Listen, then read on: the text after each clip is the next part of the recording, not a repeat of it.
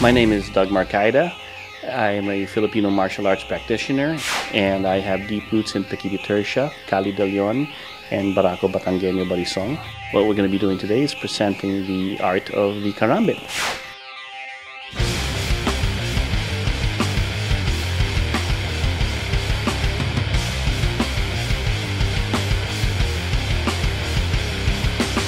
I got started with initially with Omar Hakim when I saw Pequiti Tercia. I learned the other facets of Pequiti through Bill McGrath and Tom Bizio before graduating on to Grand Tuhan Leo Gahe, the head of the system. I also have roots with Cali de Leon under Master Guro Jun de Leon, and the Barako Batangueño, which is not really a system but more of a philosophy of training, through Tito Jun Saludo. And these are the three main Holy Trinity, I call them, of my teachers.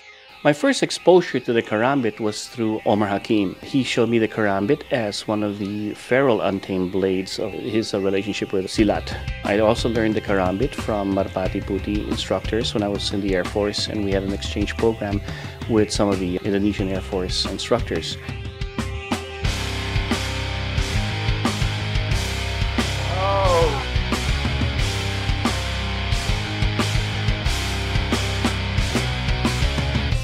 Most martial arts styles that I've seen use the Karambit are from Southeast Asia. The countries of Indonesia and Malaysia practice Silat.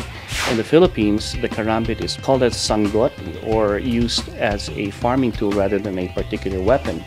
But when introduced to me by my teachers, we started looking at the Karambit as a curved weapon blade. So it really complements the Filipino martial arts in terms of the knife as a curved blade with the different attributes of controlling because of the curve, but you still have the puncturing, you still have the lacerating, you still have the impact use of the Karambit. When you capture, to cut.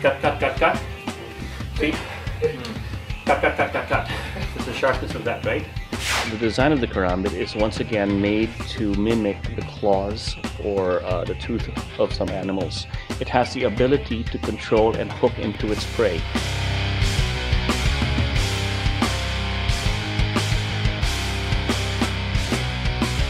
Most Karambits, the traditional ones, are double-edged, and you can slash with the weapon on the inside part of the Karambit or the outside part of the Karambit.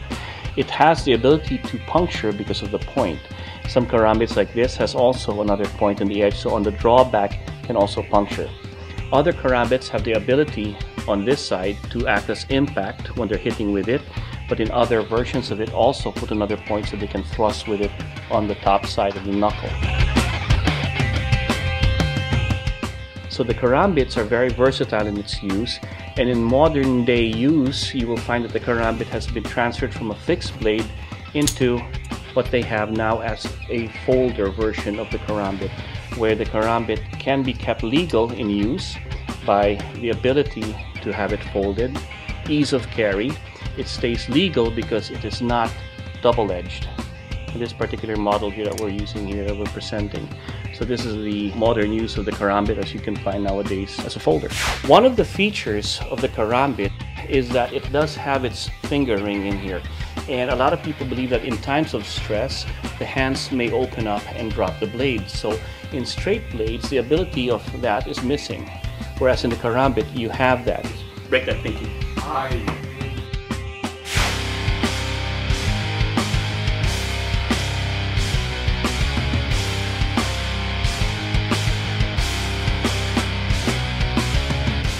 One thing you want to try to, he catches it. Punch here. Blade goes underneath. Shoot it in and down. Come up. Ha. Most of the students I train are civilian practitioners of the art, but I do have a lot of law enforcement personnel, military guys that come to us. Most of the blades that are used for law enforcement are used as a backup. We always go to the primary weapon when the lethal use of force is allowed. The primary is always a firearm. Let's say they're not able to get to their firearm, they use the Karambit, and when it opens, they can just cut away so that they can back to their regular gun. I can control. Just the pressure on there, see that? Wrist lock. So it's like a half a handcuff, right? Putting videos of my art, putting videos of the brothers that I teach, my students, my friends that we put together, and celebrating the art allows me to enjoy what I'm doing and share that fun. Putting that video together really is for my sons. I have 3 sons that really enjoy it. They think it's something special when I spend time away from them, and to do this, they get a chance to see this and see what their dad's up to. And that's why I do this. And at the same time, I celebrate and I kind of, pay homage to the teachers that have shown me this art and what I've done with it. The karambit, when you wield into it, it's like anything that you do, whether it be a knife, a stick, or a sword. It's a very exotic blade, but if you keep it fun, you always win. It doesn't matter whether it's going to be effective, it's dangerous, it's a weapon. It's edged. Like my teacher used to tell me, it's an exclamation point to any sentence you make. So if you have a good empty hand system, you put a karambit in there, that's your exclamation point.